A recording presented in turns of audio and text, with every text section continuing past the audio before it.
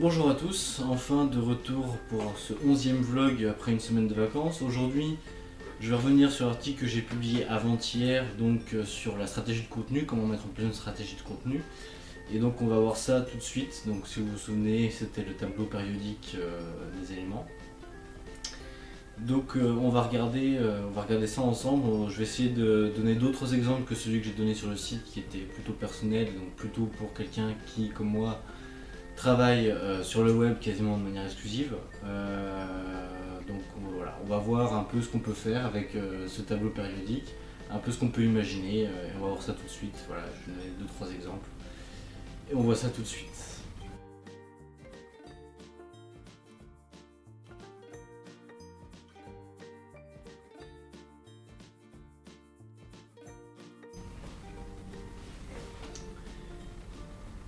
Alors, ce tableau périodique du marketing de contenu, c'est pas moi qui l'ai fait, hein, j'ai trouvé comme ça sur internet après plusieurs minutes de recherche.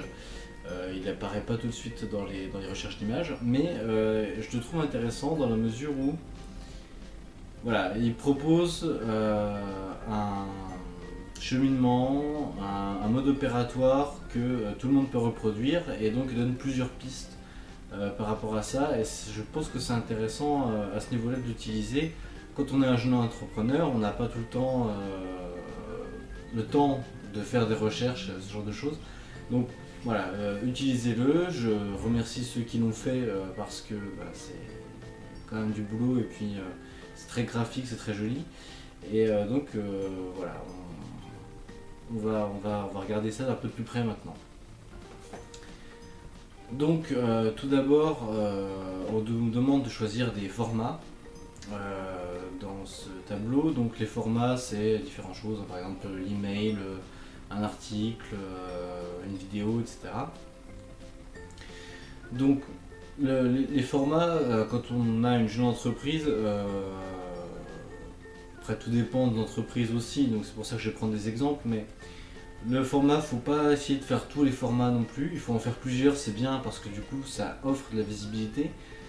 Néanmoins, voilà, vous n'avez pas le temps de tout faire, vous n'avez peut-être pas les compétences de tout faire non plus. Je le dis encore une fois, c'est pas grave, hein. Moi-même il y a des domaines de compétences que je ne maîtrise pas du tout.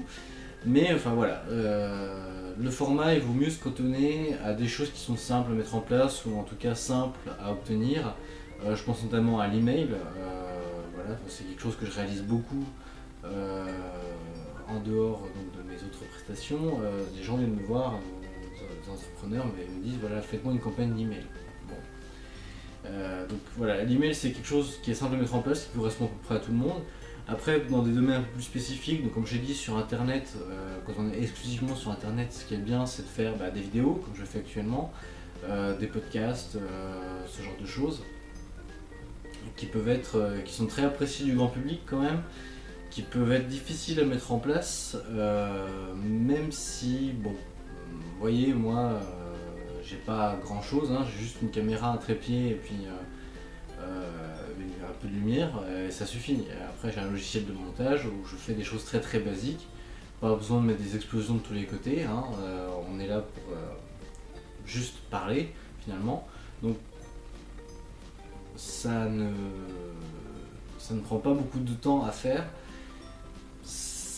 Voilà, moi je vous dis quand même à peu près, hein, pour ce qui me concerne, en général le tournage ça peut durer entre 20 et 45 minutes. Donc le montage peut durer entre 1 heure et 1 heure et demie en fonction de s'il y a des faux raccords, enfin pas s'il y a des faux raccords mais s'il y a des cafouillis comme là par exemple, etc. Si à un moment je bloque pendant 2 minutes, je sais plus quoi dire, je coupe tout ça, etc. Bon, c'est pas très très long à faire mais ça peut être un peu fastidieux. Donc voilà, il faut penser à ça.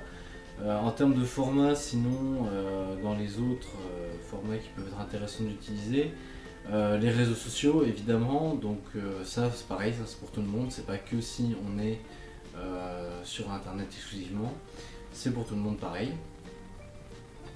Les newsletters aussi est un bon outil à utiliser, grosso modo tous les formats qui sont indiqués, sont faisables à différents degrés, mais surtout sont tous utiles finalement, quelle que soit votre entreprise. C'est ça qui est bien avec ce tableau périodique.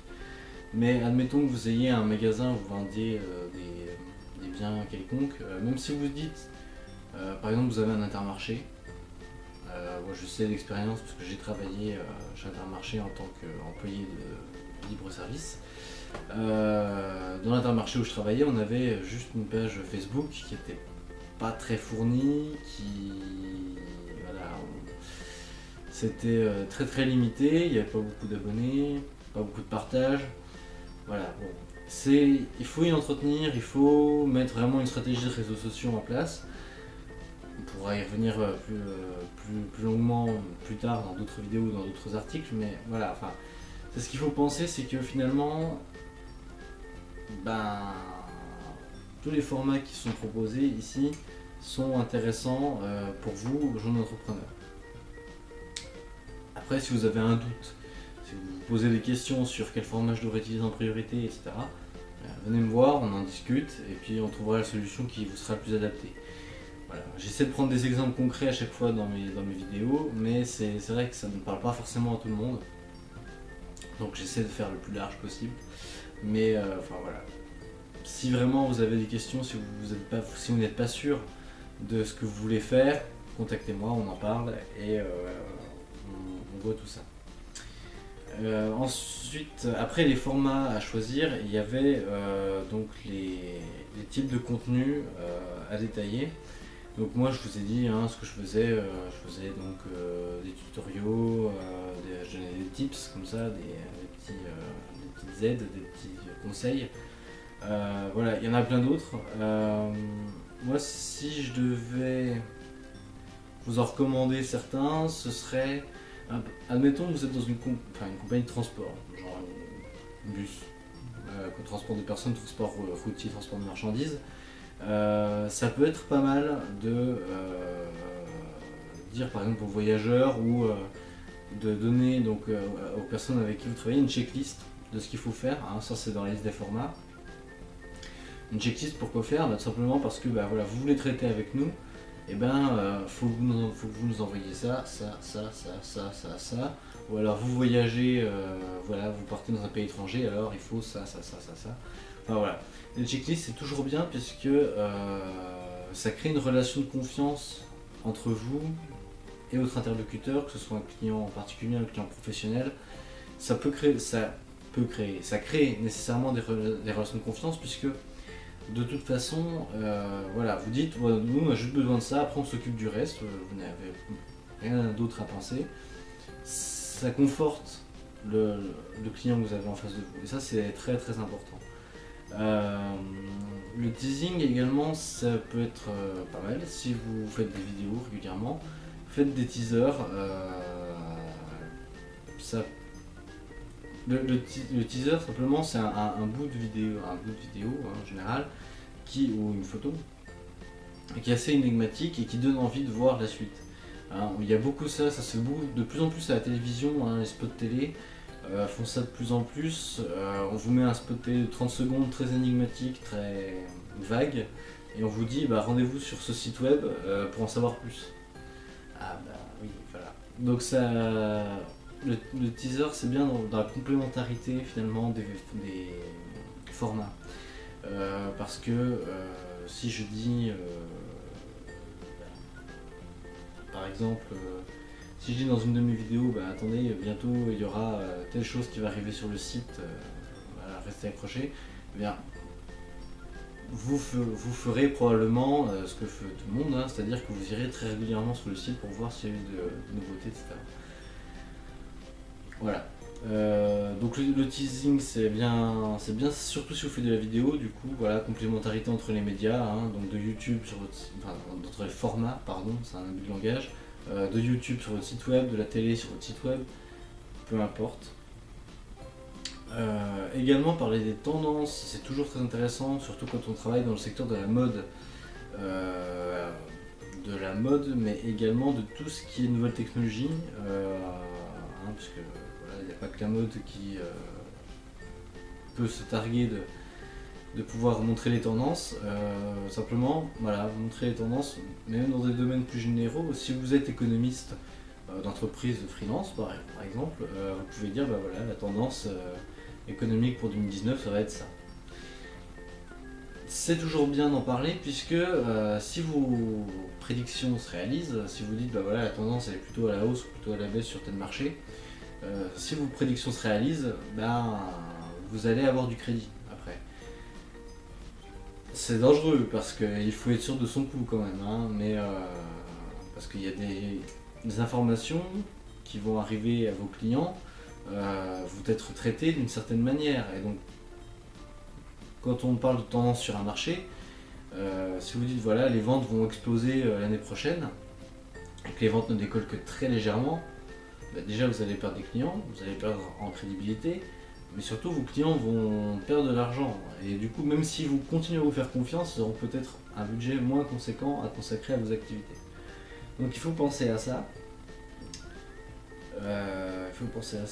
Quel autre type de contenu je peux développer? La data, éventuellement, ça peut toujours être utile de montrer des chiffres clés de votre entreprise, donc des données, hein, simplement. Alors, on ne vous demande pas de révéler le bénéfice net que vous avez fait. Voilà, ce genre d'informations, vos concurrents peuvent payer pour l'avoir, donc faites-les payer, hein, c'est toujours mieux que de les donner. Mais voilà, donc donner des chiffres clés, chiffre d'affaires, le nombre de clients, ça peut toujours être bien. Les fournisseurs, votre nombre de fournisseurs, voilà, pour rassurer les clients pour qu'ils aient toujours quelque chose. En magasin, voilà, ce genre de choses peuvent être intéressants.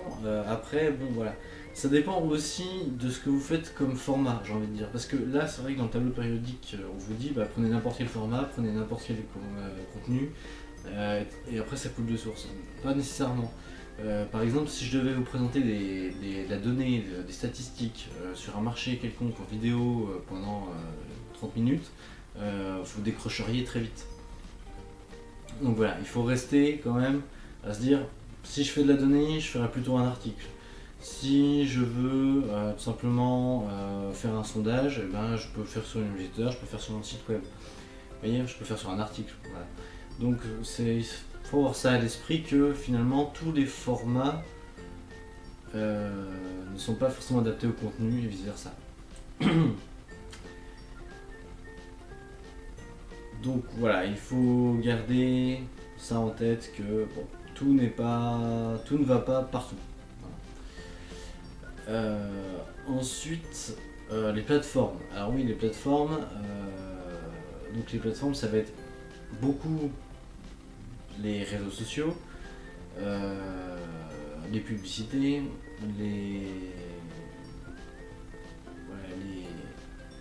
ça va être les réseaux sociaux, grosso modo, hein, les plateformes adéquates. Alors voilà, comme j'ai déjà dit à plusieurs reprises par le passé, les réseaux sociaux, tous n'ont pas la même utilité. Facebook par exemple va être très conversationnel, YouTube c'est uniquement pour faire de la vidéo et donc ça va plutôt être sur de la présentation avec donc une discussion asymétrique puisque ce que moi je dis dans la vidéo je ne peux pas prévoir vos commentaires et donc quand vous commenterez je peux que vous répondre à ce moment là, je ne peux pas anticiper votre commentaire en fait. Donc bon, faut penser à ça. Voilà, Instagram pareil, c'est si vous avez vraiment des choses à mettre en valeur en photo, utilisez Instagram. Si vous voulez prendre une photo et la partager très rapidement, prenez Snapchat, ou une vidéo d'ailleurs. Voilà, prendre une vidéo avec Snapchat et la partager très rapidement, c'est toujours plus rapide que sur YouTube. La qualité n'est pas la même, mais bon voilà, c'est intéressant de faire ça. Utiliser les sites tiers et les sites partenaires, ça peut être pas mal pour relayer une information ou pour diffuser un contenu rapidement.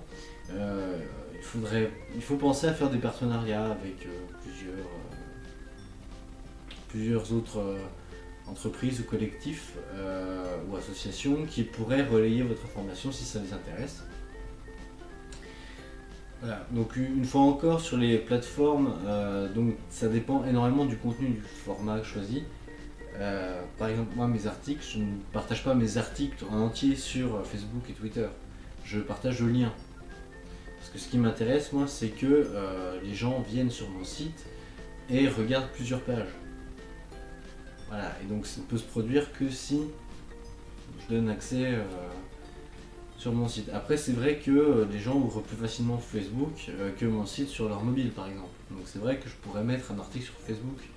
Comme ça, il est en responsive directement et je sais que les gens vont pouvoir le consulter. Vous voyez, donc c'est un peu ça auquel il faut penser. Quand on choisit un format, quand on choisit un contenu, voilà, sur quoi je vais le partager, comment je vais l'amener, sur quel réseau social, c'est très pointu et c'est ce qui est peut-être le plus compliqué à choisir finalement.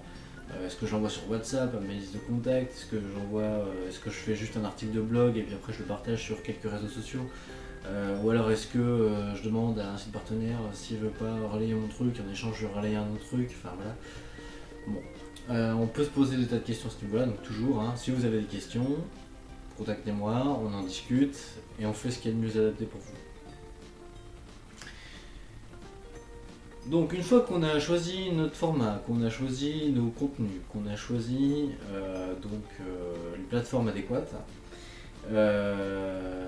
il faut donc analyser les résultats. Et c'est ce qui va prendre le plus de temps en fait.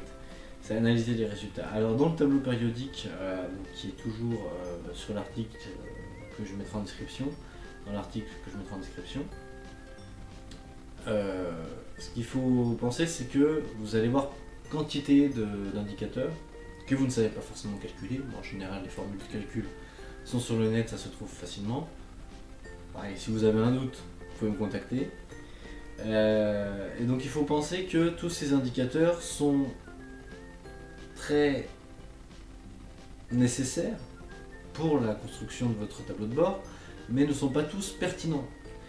En fonction du format que vous allez choisir, en fonction du type de contenu, et surtout en fonction des plateformes sur lesquelles vous allez envoyer, vous n'allez pas disposer des mêmes statistiques. Donc voilà, ne vous dites pas « Ah, il faut absolument que je mesure les téléchargements qu'il y a eu ». Si vous n'avez rien mis à télécharger, ça ne sert à rien. Ou si vous avez mis un tout petit truc qui n'était pas nécessaire à la compréhension de l'article de blog que vous avez publié, voilà, vous n'allez pas voir le nombre de téléchargements, ça ne sera pas pertinent pour vous. Si c'était quelque chose que vous avez mis en sus comme ça, laissez faire. Vous allez bien voir le nombre de clics, mais n'en prenez pas forcément compte. Regardez également donc les pages par visite. Donc vous avez donc des gens qui viennent visiter votre site web, qui regardent plusieurs pages, quelles pages ils ont regardé, etc. Si vous avez fait un article sur un thème précis ou sur un produit précis, oui, donc les gens vont aller voir les pages de cet article en particulier ce jour-ci, et peut-être qu'après il n'y aura plus rien. Vous voyez ce que je veux dire, c'est que les pages par visite, les pages consultées par visite sont pas forcément les plus représentatives de ce qui est consulté tout le temps. Il faut vraiment, pour cette donnée-là, vous pouvez toujours l'analyser, mais il faut prendre le temps de voir sur une longue période, 30 jours par exemple, de voir, oui c'est vrai que là, ça a été plus fait, ou là ça a été moins fait, etc. Donc voilà, là-dessus, également donc le taux de rebond, c'est quelque chose qui n'est pas forcément tout le temps pertinent. Également les nouveaux visiteurs. Si vous envoyez une newsletter, ne vous attendez pas à avoir de nouveaux visiteurs sur votre site. Avoir très peu. Si vous ne faites que de la newsletter, vous allez avoir tout le temps les mêmes personnes qui viennent, nécessairement, puisque vous l'envoyez à des gens qui sont déjà abonnés. Donc vous ne pouvez pas envoyer une newsletter à quelqu'un qui n'est pas abonné. Donc vous ne pouvez pas envoyer une newsletter à des nouveaux visiteurs. Voilà, bon, ça faut y avoir en tête quand vous regardez les statistiques. Rappelez-vous que tout n'est pas pertinent. Et encore une fois, si vous avez un doute, contactez-moi. Je devrais dire tout sans cœur. Voilà, donc pour ce sujet, bon, ça dépend évidemment beaucoup du format, du type de contenu et de la plateforme. Pour ce qui est donc de ce qui reste, vous avez une checklist qui est très complète. Je vous invite à la regarder encore et encore jusqu'à ce que vous les connaissiez par cœur. Tout simplement parce que tout ce qui est mis dans cette checklist est très pertinent. Également, en ce qui concerne donc les émotions et les sentiments, c'est très important de choisir ça avant que vous écriviez quoi que ce soit sur votre blog, avant que vous fassiez n'importe quel tweet, etc. C'est très important. Tout simplement parce que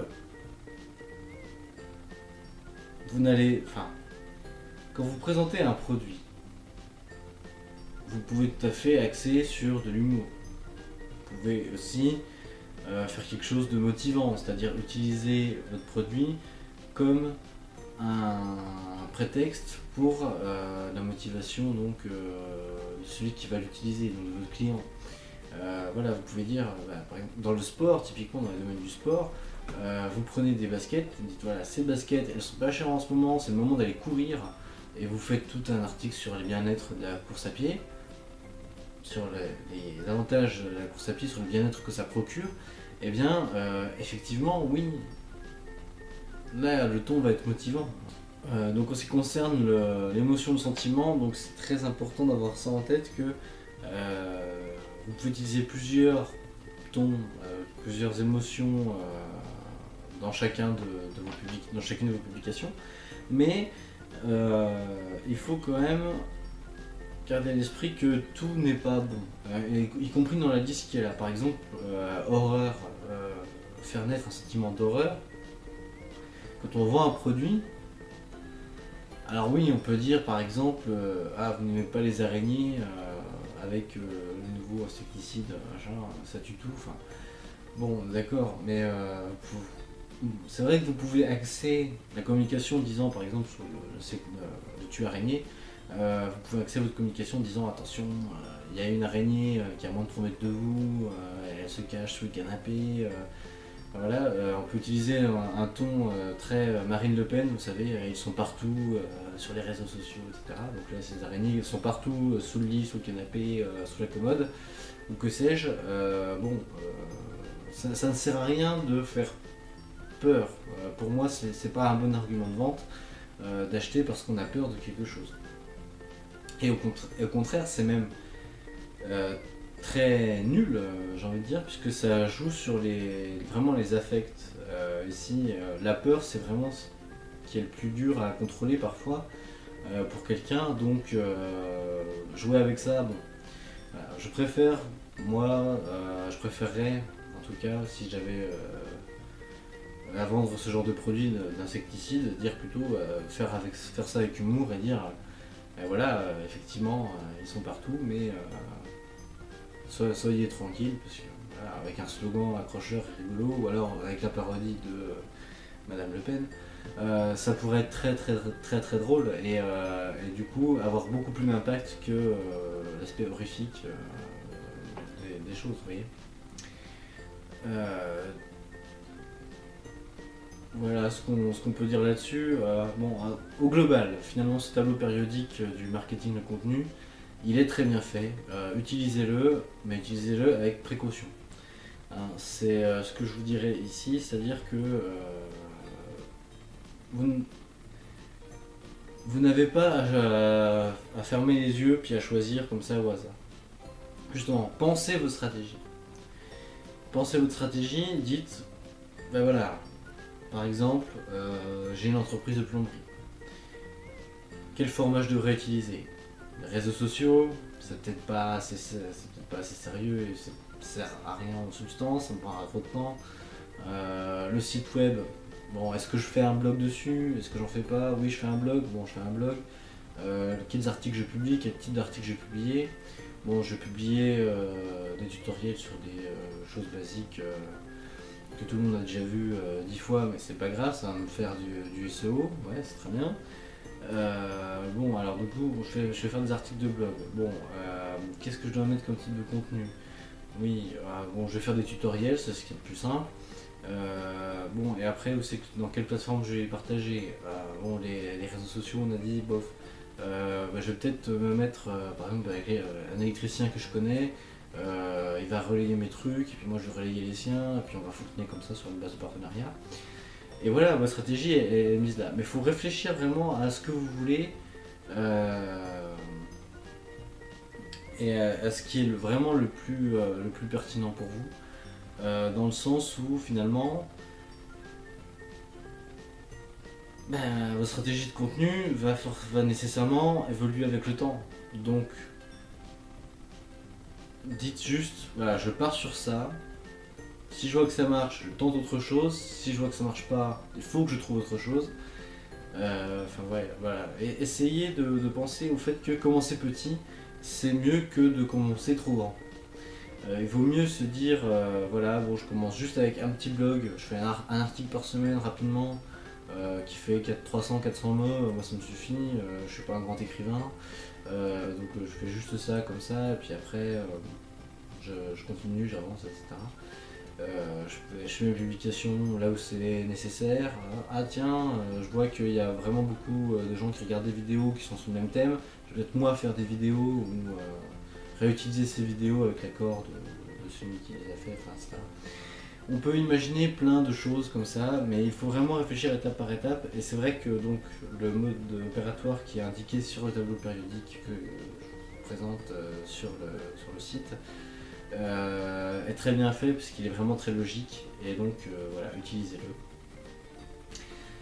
Et je pense qu'on arrive au terme de cette vidéo, donc je vous remercie de l'avoir regardé. Si elle vous a plu, n'hésitez pas à l'aimer, à la commenter et à la partager partout où c'est possible. Tout simplement parce que voilà, c'est bien pour le référencement, et puis c'est toujours bien de faire connaître un blog et un vidéaste que vous aimez à vos proches. Voilà, donc c'est tout ce que j'avais à dire. Donc si vous avez des questions, pareil, n'hésitez pas à me contacter. On est là pour ça, on est là pour discuter, pour échanger et pour faire finalement de votre entreprise une réussite. Et je vous dis à la semaine prochaine pour un nouveau vlog et à demain pour un nouvel article de blog.